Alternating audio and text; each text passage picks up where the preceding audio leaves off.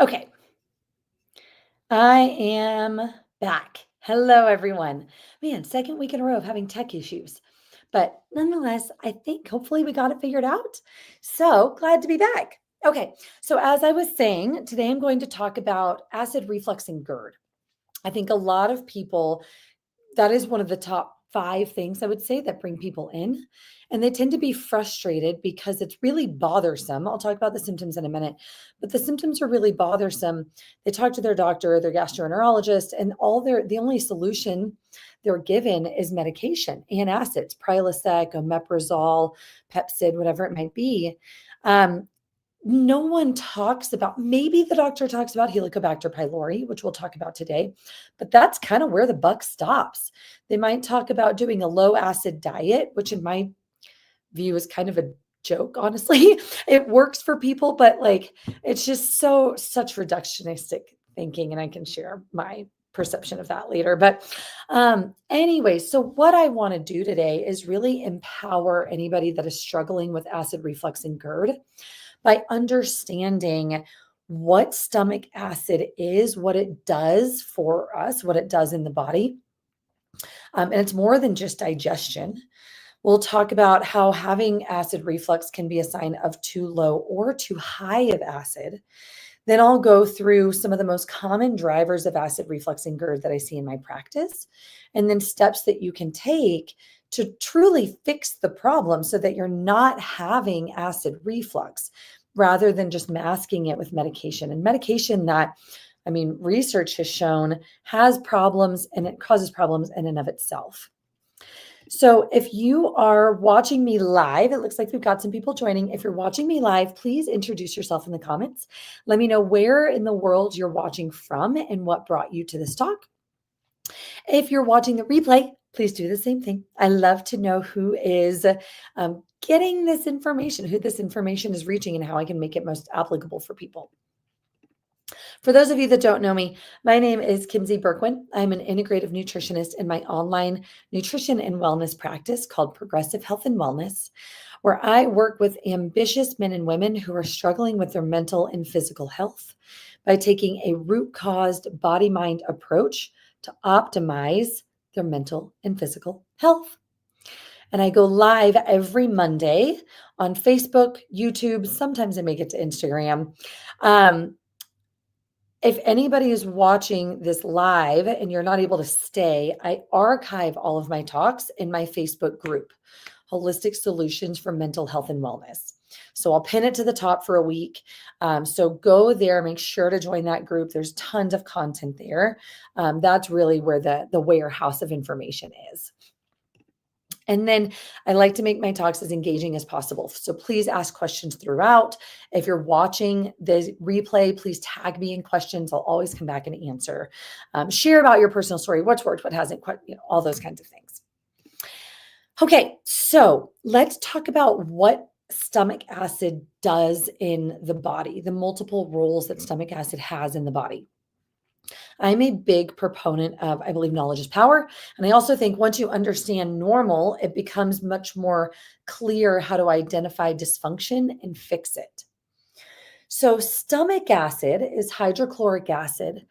It has a pH of 1. So it's like one of the most acidic things on the planet, but definitely the most acidic thing in our body. The stomach has a thick mucosal lining that allows it to be equipped for handling that kind of pH, whereas the rest of the digestive tract does not. So that'll come in, it'll become relevant in a few minutes. So one of the biggest roles, when we talk about the roles of hydrochloric acid, I'm going to talk about digestion being one, the chemical process of digestion. And I'm going to talk about microbiome and kind of immunity, if you will, immune system. So let's talk about digestion. That's what most people think of. So I'm actually going to ask this question, pose it. Where do you think digestion begins? If you're joining me live right now or watching the replay, where do you think digestion begins? Take a second and let people answer. Most people, when I ask that question, want to say that it begins in the mouth. The real answer is that it begins in the brain. And that is called the cephalic phase of digestion. So simply being in a relaxed, calm state of mind, smelling the food as it's cooking, seeing it, being hungry, that automatically you start releasing saliva, hydrochloric acid, and pancreatic bicarbonate and juices in the digestive tract. You're priming the digestive tract. So that also becomes relevant when we talk about how to support your hydrochloric acid production. So with digestion, ideally, we thoroughly chew our food in the mouth. It then passes down to the stomach where it hits a stomach that has a small amount of hydrochloric acid already in it, is the point I'm making there. So about 20% of the digestive process is accounted for in the cephalic phase of digestion. So what normal looks like is we have a small amount of hydrochloric acid in the stomach when we begin eating. Swallow that food. The stomach then begins the chemical and mechanical digestion of that food, mixing it with hydrochloric acid and mechanically churning it, mixing it back and forth. When that stomach acid is being released, both in anticipation of food and during the digestive process, it changes the pH of the stomach. And that sends a reflex loop to the lower esophageal sphincter, the sphincter that divides the esophagus and the stomach. And it sends this reflex loop to causing that lower esophageal sphincter to close. So keep that in mind. If we don't get that loop, if we don't get the proper change of the acidity of the environment of the stomach, that's not going to close. So causes that to close, right? Chemical, mechanical digestion of food. Hydrochloric acid is particularly important when it comes to protein digestion. There are enzymes, pepsins, it's called pepsin, that are released in the stomach, and the presence of hydrochloric acid activates it to pepsinogen. And pepsinogen is needed it's a protein digesting enzyme. Not to mention just the acidity, the sheer acidity of the acid helps with and is absolutely necessary for especially protein digestion across the board, but especially protein. So now that this acid is mixed with the food that we've eaten, it is called chyme. And that chyme passes on to the small intestines, the duodenum. And there we have another reflex loop occur. What happens here is the acidity, like I said, the stomach can handle it, the duodenum cannot. So that acidity triggers the pancreas and the gallbladder, but especially the pancreas, to release bicarbonate and their digestive juices, bile, digestive enzymes, pancreatic enzymes, to neutralize the acid and further digest the food. So that then passes on to the small intestines, where it's further digested into tiny subparticles and then absorbed through the 20 some odd feet of small intestines. And then what's remaining goes on to the colon and is eventually eliminated. That's it in a nutshell. Another key thing I want to point out is, let's say we eat a bad bug, right? There's some E. coli or something in the food that we're eating. If we eat a bad bug or drink a bad bug, hydrochloric acid becomes incredibly protective. Let's pray that bug is killed in a vat of acid before it's passed down to the rest of the digestive tract. So we've got digestion. We have what I refer to as like immunity or protection. And then from a microbiome perspective, like I said, that acid mixes with food that then passes on to the small intestines. So if we have a sufficient amount of acid, that will achieve a certain pH, acidity of that chyme, which is what we want. That's how we get proper stimulation of the pancreas and gallbladder, and we maintain the proper pH of the small intestines. This prevents the overgrowth of microbes, particularly bacteria and fungus, in the small intestines. If the intestines become too alkaline, it can support bacterial and fungal overgrowths. Now, let's talk about how that process can break down in a number of ways. For one, we talked about cephalic digestion. So if you're eating while rushed, if you're eating in a hurry, if you're kind of mindlessly eating while you work or watch TV, if you're stressed, if you're driving, if you're not present with the meal, you're automatically operating at 80% capacity. From there, we didn't get the proper release of saliva and hydrochloric acid, which means the lower esophageal sphincter never got the message to close. So if we then go and eat and we chew our food, most likely inadequately, because that's what happens when we're eating mindlessly or stressed out, we inadequately chew our food. It lands in a kind of dry, if you will, stomach. There's no hydrochloric acid. And that lower esophageal sphincter never closed. So now the stomach starts releasing acid as it's digesting, like receiving the food. It begins the chemical and mechanical digestion. But remember, there's 20% less acid in there now too, because that cephalic phase was hindered. So now we have weak acid production.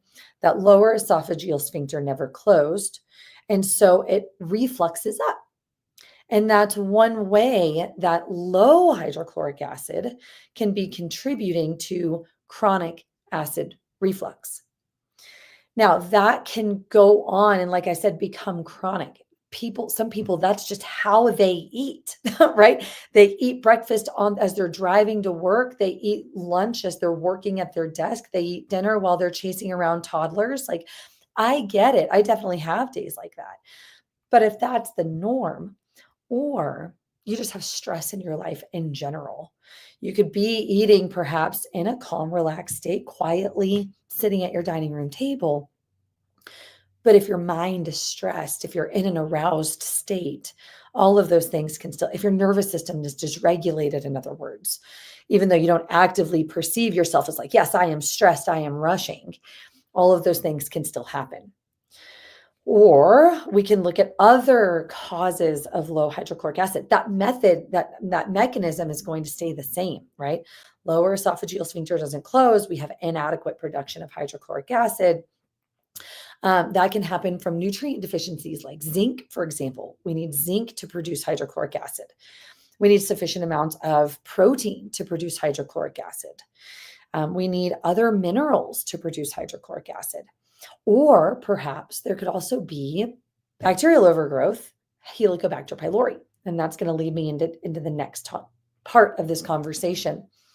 But the last thing I wanted to say about that is that weak production of acid now causes a less acidic chyme that passes on to the small intestines, which then creates a weaker feedback loop to the pancreas and the gallbladder. So you can see how there's this trickle-down effect. So now we have a weak stimulation.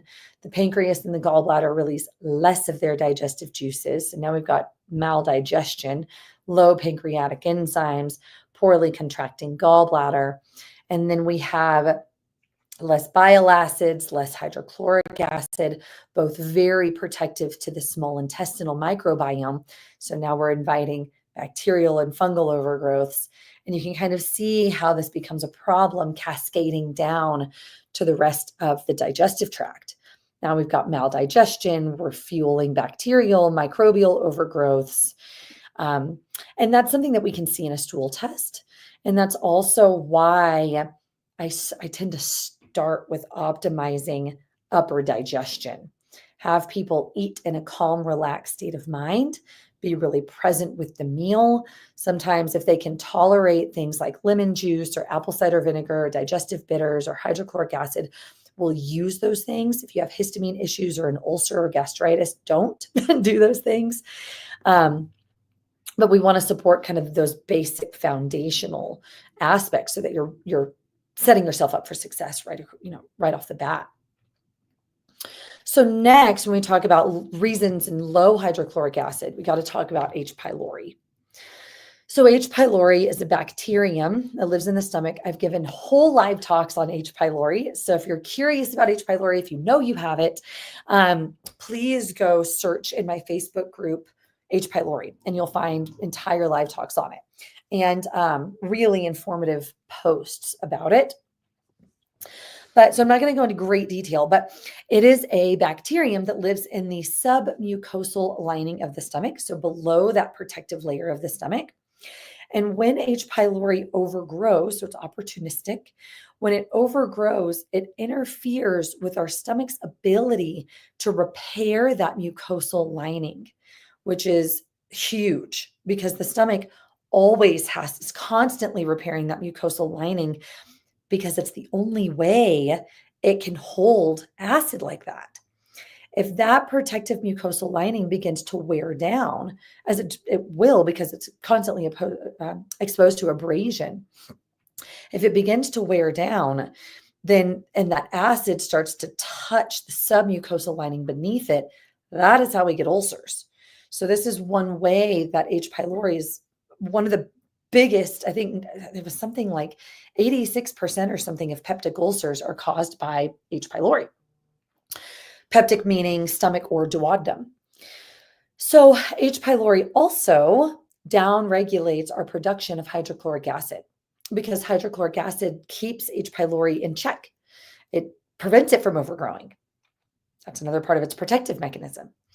And so if H. pylori has a chance to overgrow, the first thing it's going to do is interfere with our ability to produce acid so that it maintains an environment by which it can survive. So that then leads us to that whole conversation I just had about problems with low hydrochloric acid, right? So we have a weakening of the lower esophageal sphincter. We have inadequate acid production. When the acid is produced, it's produced after we've already consumed the food. And so then that mechanical chemical digestion occurs, it splashes back up. And then we have the whole conversation about what happens beyond the stomach down into the small and large intestines.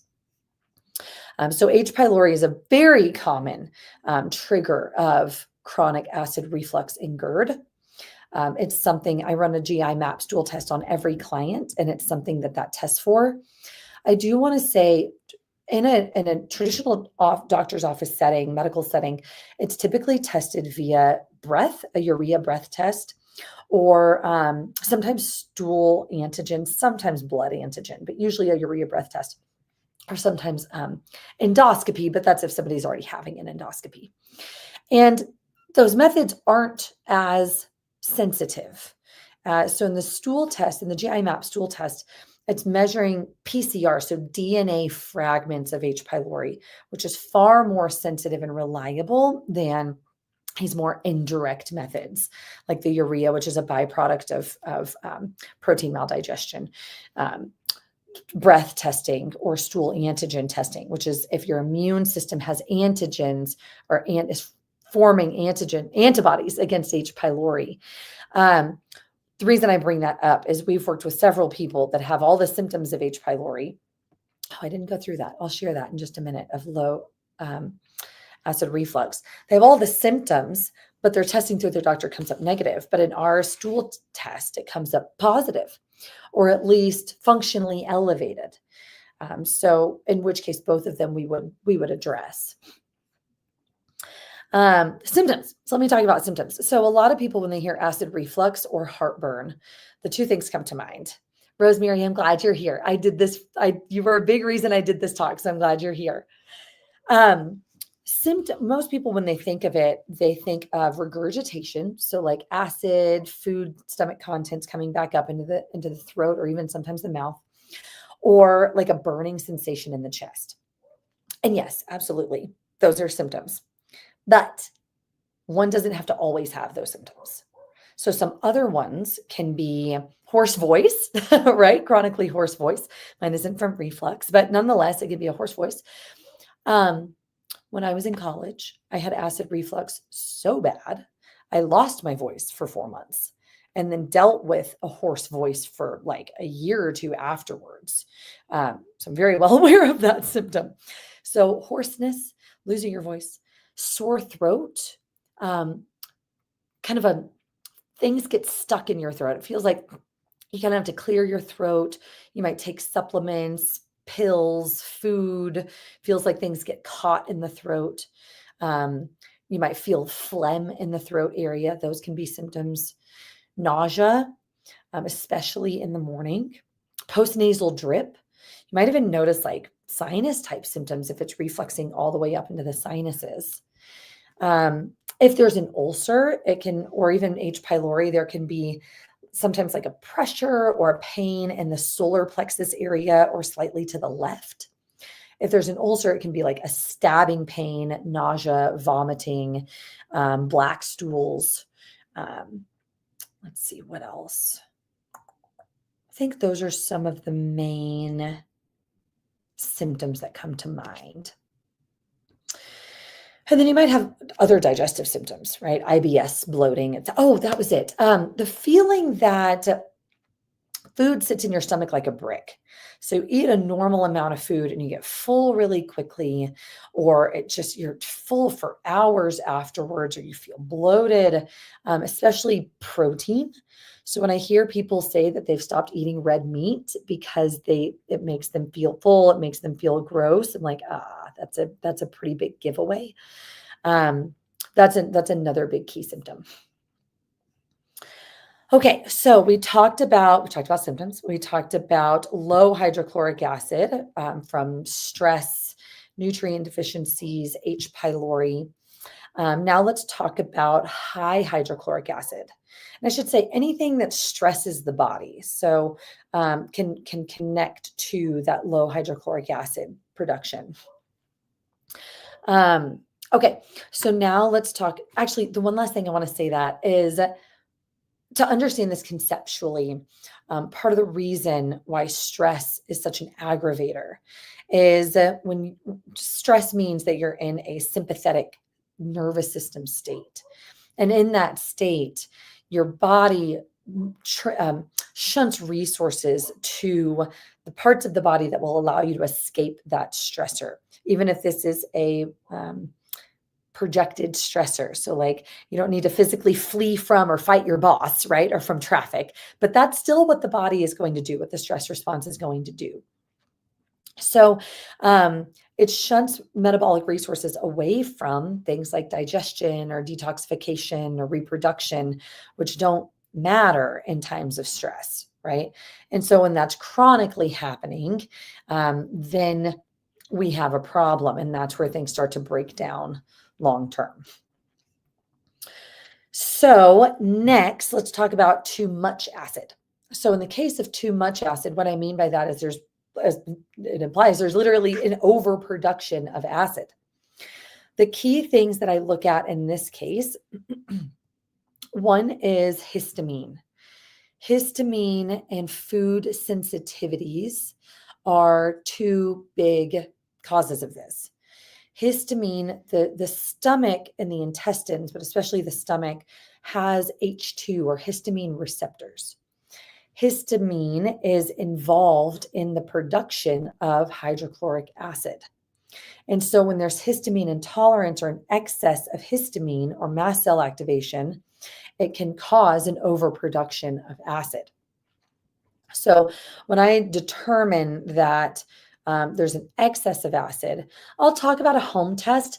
It's not always there's no research supporting this home test by any means. It can be kind of an interesting tool to use. I tend to use it in conjunction with obviously a person's history, their labs, their symptoms, and what's working and what's not, to determine if somebody has too much or too little acid.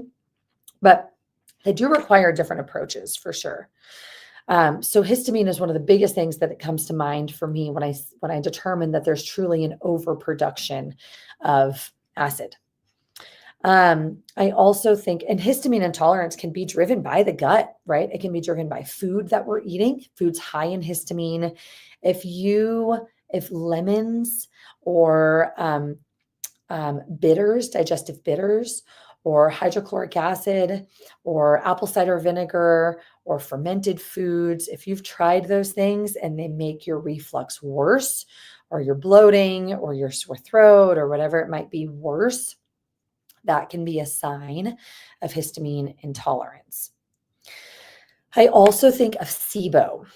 So SIBO is a little bit different mechanism here, but SIBO, and especially intestinal methanogen overgrowth, there's a couple different ways that we can take this. So SIBO, not only can it cause histamine intolerance, so that connects back to the high acid production, But also the gases that SIBO produces puts physical pressure on the stomach. And I almost think of like pregnancy, right? And how there's this physical pressure on the stomach that causes that stomach not only causes the pressure to build, but then that lower esophageal sphincter to weaken. And that can cause um, acid reflux. So SIBO can be another component of this. SIBO, I have to say, can go both ways. So there can be low hydrochloric acid that contributes to the SIBO manifesting in the first place. There can also be SIBO and histamine intolerance and that pressure from the gases that causes excess acid.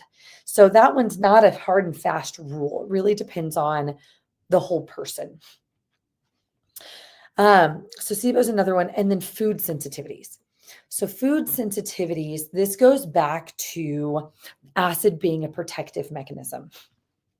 And if we're eating a food that the body deems is a threat, it will release more acid to protect us from that threat, right? Again, try to destroy this threat in a vat of acid before it's passed down to the digestive tract.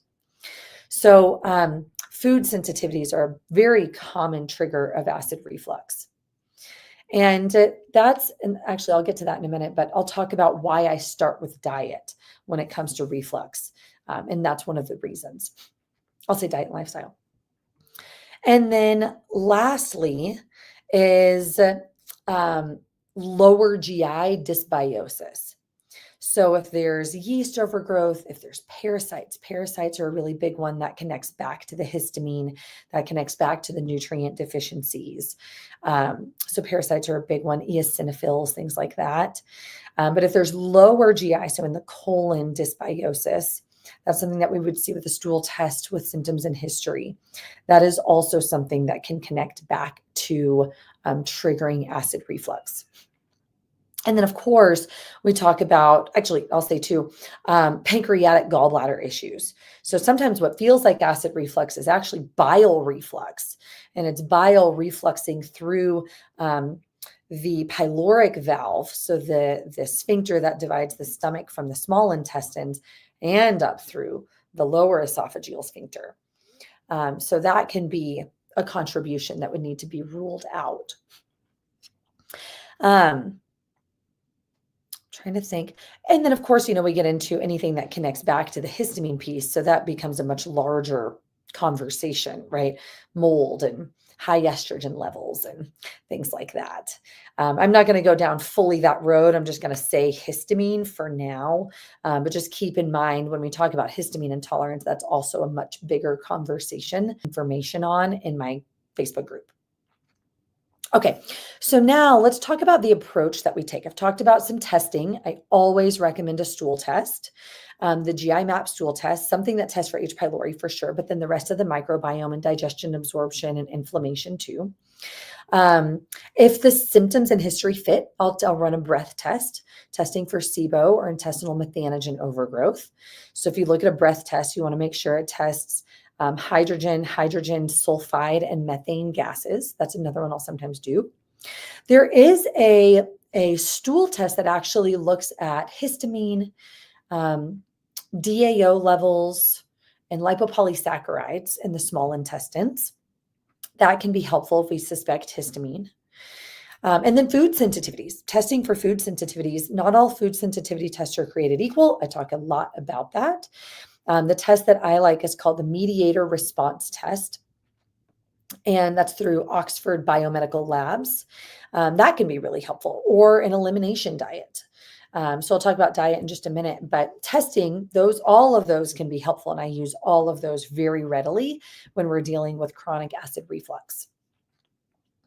Then from there, we go into diet. So I look at it as a multi-phased approach where we start with the lowest hanging fruit and then become more and more granular from there.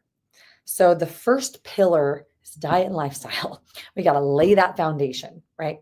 So I'll start with some form of anti-inflammatory diet. I will share, I take everyone I work with off of gluten, dairy, soy, corn, and sugar. Those 5 are out. Sometimes That's it. Sometimes we start there. I emphasize protein, I minimize grains, we promote metabolic flexibility. We'll sometimes do some strategic fasting. Like there's other, as much organic as possible. There's other principles around it, but as far as like foods that we remove, anti-inflammatory, those would be the ones, those 5. From there, sometimes we'll do low histamine if I suspect histamine. So we'll talk about a low histamine diet. If there's active and flaring autoimmune, we might talk about the autoimmune paleo diet. If there's confirmed SIBO, hydrogen or hydrogen sulfide dominant SIBO, we might talk about the low FODMAP diet. So diet, it depends on the person. There's many that we'll use, or sometimes we'll test food sensitivities, right? So we'll start with those 5 foods and then test for food sensitivities. That's another possibility. But we'll start with a foundational anti-inflammatory diet and lifestyle. So really encouraging the person to slow down, to eat in a calm, relaxed state of mind, to be really present with the meal. One tool that I have my clients do is to smell the food until they feel themselves salivate. You can make yourself salivate. Smell the food until you feel yourself salivate, and that's the cue to start eating. So slow down, chew your food until it's liquefied. So that kind of presence with the meal piece. I'm telling you, those 2 things combined, for a lot of people, will fix their reflux right off the bat. Not everyone, but a lot of people that will fix their reflux. And then they eat gluten or dairy and they get it back. And there's just like direct cause and effect kind of thing. They eat stressed out and they get bloated, right? There's the direct cause and effect. From there, we narrow down our scope, right? So we'll run some testing. We'll run the stool test, the SIBO test, the food sensitivities, whatever it might be. And then we become more granular. So if H. pylori is present, we'll address H. pylori. That can take 30 to 90 days. But there's a product called Gastromend that I use a lot that can be really helpful for H. pylori. Zinc carnosine is phenomenal for helping the stomach lining.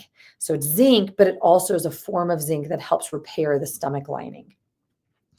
If I think there's too much acid, I will use sometimes like DAO, diamine oxidase with histamine issues.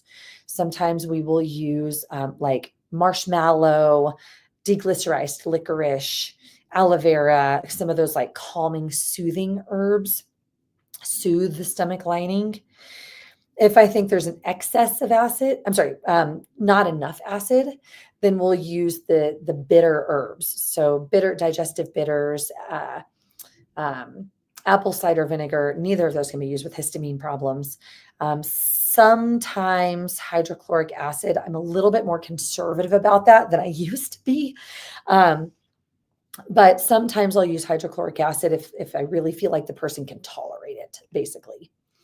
But that can have a place. And digestive enzymes, sometimes some bile support. And then if SIBO is present, if H. pylori is present, like I said, I love Gastromend for H. pylori. There's a few other products I've used before too. There's a form of, I think it's Lactobacillus reuteri, plantarum, Saccharomyces boulardii, or some bacteria that have been shown, or probiotics that have been shown to be useful for H. pylori. And then if there's SIBO, EMO, or large intestinal dysbiosis, we'll use antimicrobials.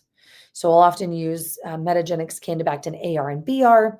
We'll sometimes use Cellcore's Para protocol, Para 1 and 2, Para 1 and 3. Sometimes we just use oregano, sometimes oregano and Atriantil. It really depends on the person and what's going on. But that large intestinal dysbiosis would need to be addressed. And then, like I said, if there's histamine issues, that DAO, diamine oxidase, to help digest the histamine. And then sometimes, frankly, Pepcid, the medication, the over-counter medication, can be really helpful, not only for reflux, but for histamine intolerance, bloating, diarrhea, constipation, fatigue, some of the histamine symptoms. It can be really, really helpful for that. And I don't feel as nervous using Pepsid because it doesn't completely block the person's ability to produce hydrochloric acid like omeprazole or Nexium does, but it just blocks the histamine receptors. So they can still produce acid, just blocks the excess being produced by histamine. Which brings me to my next point. Low hydrochloric acid is a predisposition to developing nutrient deficiencies already, because we need hydrochloric acid, especially if H. pylori, SIBO, parasites are present. Like, all of that is a recipe for nutrient deficiencies.